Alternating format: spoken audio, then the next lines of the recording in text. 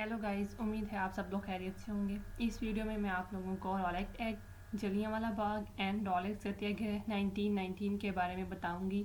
दिखने में तीनों चीज़ें अलग लग रही हैं, लेकिन इन तीनों की आपस में लिंकेज है।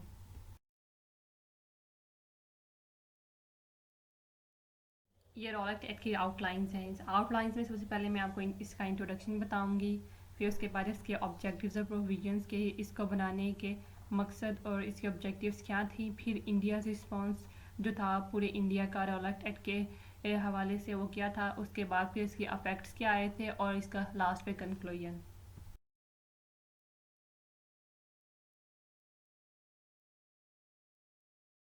रॉलेट एक्ट को ऑफिशियली अनार्कियल रेवोल्यूशनरी क्राइम्स एक्ट 1919 भी कहते हैं, और ये इंपीरियल लेजिस्लेटिव काउंसिल की तरफ से पास किया गया था मार्च में, और इसको इंट्रोड्यूस सर सिडनी रॉलेट ने करवाया था, और सर सिडनी के नाम से ही इस एक्ट का नाम रखा गया रॉलेट एक्ट।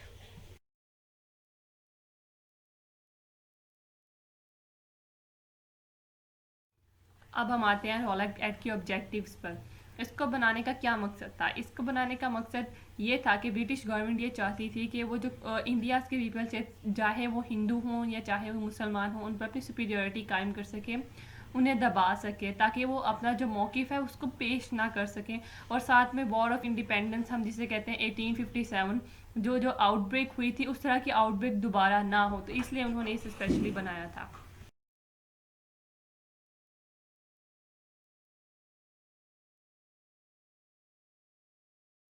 इस एक्ट में पुलिस को बहुत ज़्यादा पावर दी गई थी।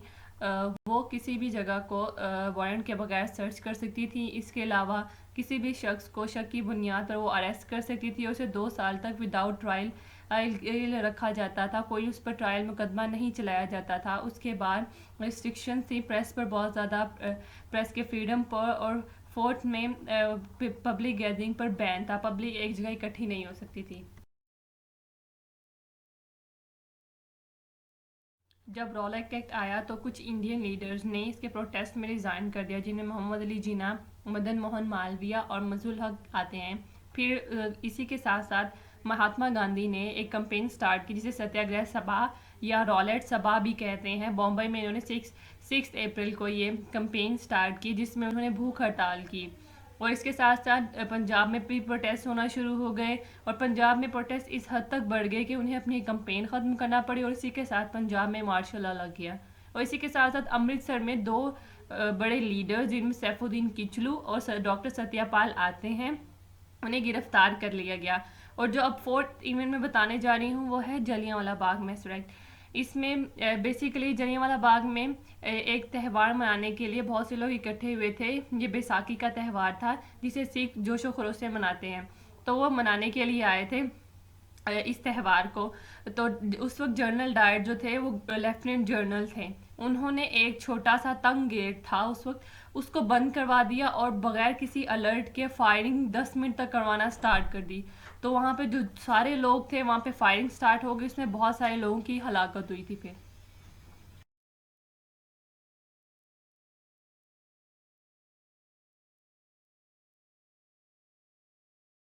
पंडित मोतीलाल नेहरू ने इसे काला कानून करार दिया, और जलियांवाला बाग अमृतसर में 13 अप्रैल 1919 को जो प्रोटेस्ट हुआ था अगेंस्ट रॉलेट एक्ट के, उसमें हज़ारों की तादाद में लोगों की जानें गई थी। मासूम बच्चे, औरतें और बुजुर्गों की जान ली गई थी, उसमें हलाकतें हुई थी।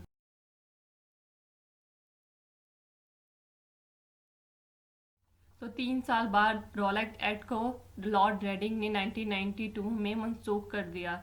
तो रॉलेट एक्ट ख़त्म हो गया, और ब्रिटिश गवर्नमेंट ये जान गई थी कि वो इंडिया के जो लोग हैं, उनकी जो स्पिरिट है, उनको उसको नहीं दबा सकते, और इस लॉ को अगेन लाने का नहीं सोचा जाएगा। और इस लॉ ने लोगों में एक यूनिटी पैदा की थी, और वो इतने स्ट्रॉन्गर हो गए थे कि वो ब्रिटिश को एक नई तरीके से इंडिया में अपोज कर सकें और उसे निकाल सकें।